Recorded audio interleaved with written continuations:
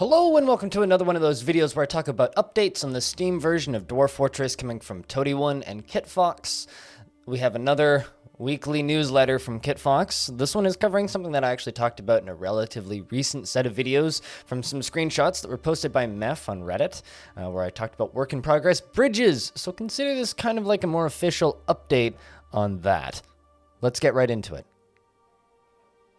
So right off the bat, we have this first image here, which has a lovely shot of a wagon over there on the right. One of the few multi-tile creatures in Dwarf Fortress. It's a pity we always murder them.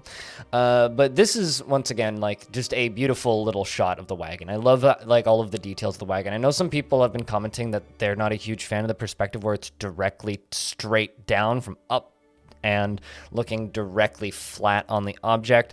That's just kind of the Dwarf Fortress perspective, and I have a feeling that's something that we're just gonna have to get used to.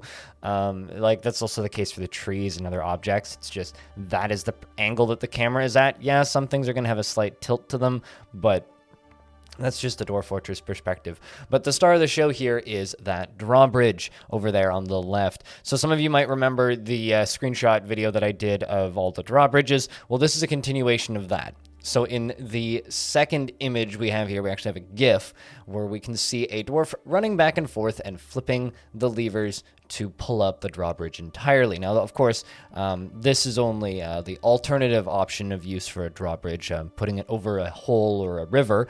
They're primarily used as self-defense to squish your enemies and destroy monsters.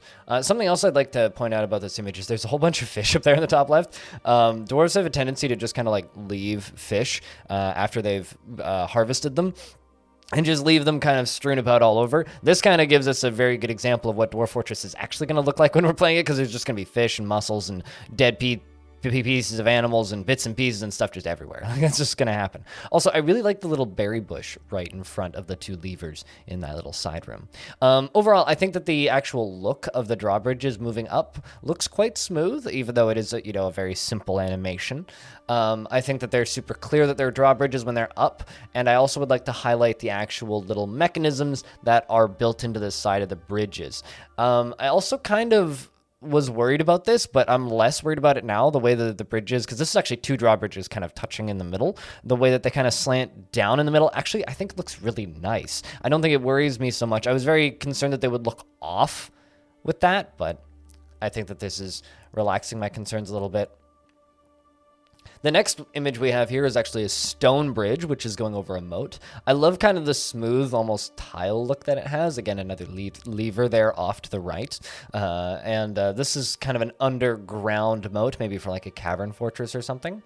And then another image of that stone bridge raised up so that we don't have to worry about it. Worry about little nasties coming in and crossing that. Now, this next one is a steel bridge, or diving board, above a volcano, along with a pet zone that doesn't care what's below the zone particularly. Once a prisoner or beast has been designated, the dwarf will bring them over and throw them in. So this is essentially like a zone to create a sacrificial area for creatures over top of a volcano. I would like to just comment, because this is lava that I'm assuming is 1 Z level up, so this is like the below layer for the lava. I kind of thought that the lava would be a brighter color. I've been staring at footage of the volcanoes erupting over in Iceland over the past week, and I personally feel that this lava is a little bit dimly colored. Anyway, just kind of a little observation that I've noticed. But overall, I really like the way these bridges look. I think that lava needs to be a bit brighter. And I once again still really like the look of the Gathering Zones UI that we're seeing here in this screenshot. One issue that I do have with this screenshot, however, is not the Gathering Zones UI itself, but the fact that there are no hotkeys listed on these. Once again, makes me wonder what exactly is happening with the hotkeys. These at one point would all have had hotkeys. Now it just simply says click an item to add a new zone, which is awesome, but are we gonna have hotkeys for these? I'm concerned.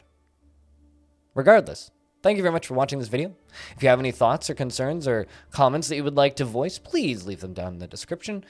or down beneath the description in the comment section, where I can read them because I like to respond to those.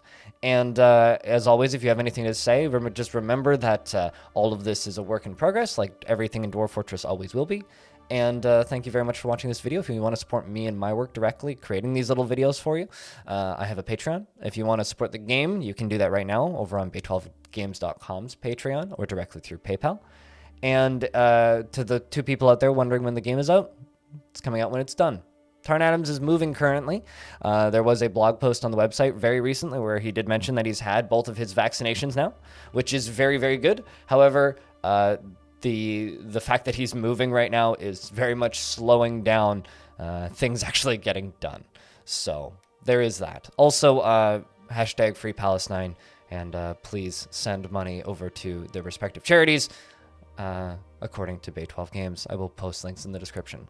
There is one more thing I would like to mention. My birthday is on June 3rd, and I will be raising some money for charity as well. We'll probably be going for Doctors Without Borders because it just seems fitting this year. And I need really stupid tile sets. So if you have a really stupid tile set or would like to make a really stupid tile set, please send them to me because I'll need those for incentives.